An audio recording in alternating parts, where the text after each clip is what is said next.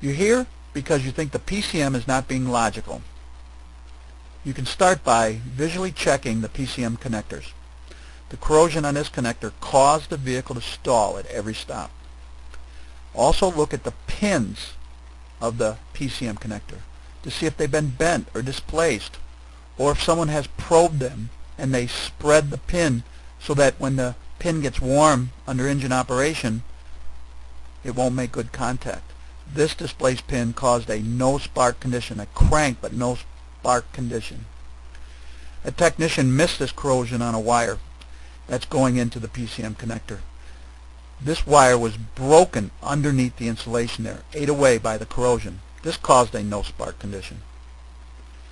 When testing the PCM, make sure you have an accurate pin layout chart.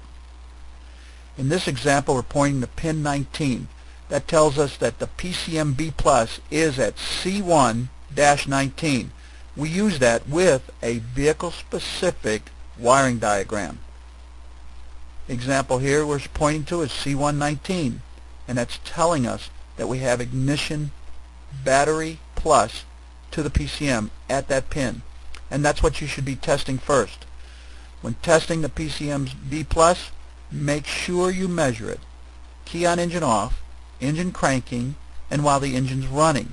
It should not go away after the engine starts. B+ must be within a half a volt of battery voltage. This is one of the first things you'll check. You'll measure it here, and then you'll compare it to scan tool data, because if the scan tool data is different than the measured voltage, the PCM is interpreting battery voltage incorrectly, and if it has good powers and grounds, the PCM will have to be replaced. Check all B+ circuits the same way. When testing the PCM grounds, make sure that you do a key on engine off and engine cranking. Key on engine off, ground voltage drop shouldn't exceed 50 millivolts. That's 0.050. With the engine cranking, voltage drop across the ground shouldn't be higher than 85 millivolts. Check all PCM grounds the same way. Do not assume that the PCM has only one B+ and one ground. Use a vehicle schematic to check all the powers and the grounds the same way.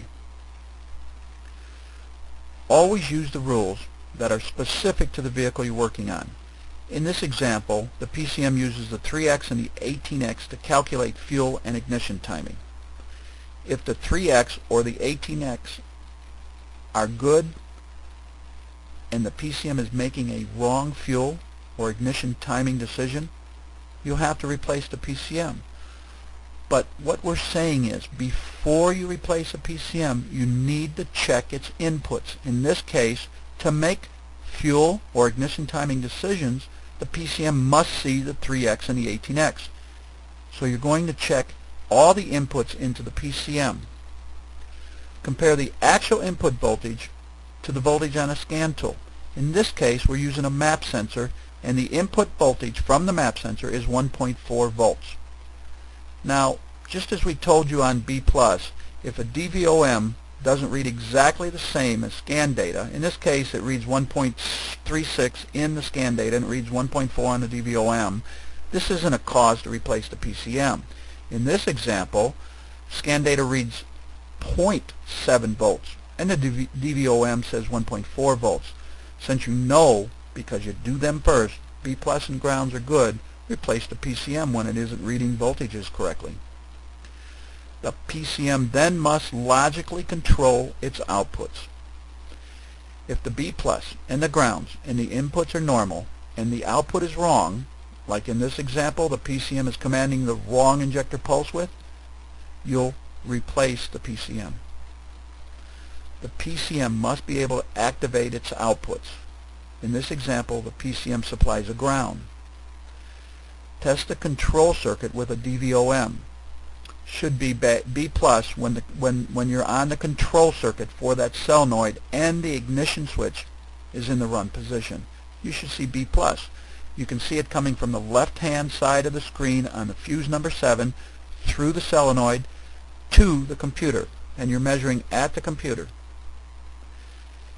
If control voltage isn't B+, verify that the B+ is at the solenoid and the coil windings of the solenoid are not open. Check the fuse and check the B+ side of the circuit. If control voltage is always low, you put your voltmeter there and it's always low. As you can see in the voltmeter, we have 0.35 volts. Check the control circuit for a short to ground all the way through the solenoid to see if it's shorted internally or a wire is shorted to ground. If there's no short to ground, the PCM driver is shorting it, driving the voltage low, and you need to replace the PCM. Use a scan tool to activate the solenoid if the driver is good. The voltage for this solenoid should be less than 0.7 of a volt when the computer grounds a low current solenoid. If the voltage doesn't drop under 0.7 of a volt, the PCM driver is open. Replace the PCM. And always remember that we told you to do B+ and grounds first. So we know they're good. You would replace the PCM if it cannot ground this solenoid. If the PCM driver is open, you must find the cause, meaning that when you used your scan tool to command the solenoid on, the voltage didn't drop. You have to measure the solenoid's current draw. Ground the solenoid with an amp meter. The amp meter now becomes the switch which turns the solenoid on, and measure the current. It must be less than 750 milliamps on low current drivers. Our example here is 246, and that's very common for these low current drivers. If the current draw is excessive, replace the solenoid before replacing the PCM. Back to PCM testing, specifically for ignition, there's one other thing that you have to check. In order for the PCM to control ignition timing, bypass switch that's inside the PCM must make a switch from low signal to a high signal. In the top left-hand corner, you see a schematic, and the trace is running along 0 volts, and then it switches high. In this case, we know that the PCM has made a switch from bypass to PCM control of the ignition timing. If it remains at 0, then the PCM is not making the switch, and you would have to replace the PCM. You don't have to use a lab scope here. You can use a voltmeter to measure this with. You will now be returned to the test selection menu. Make a selection based on your test results.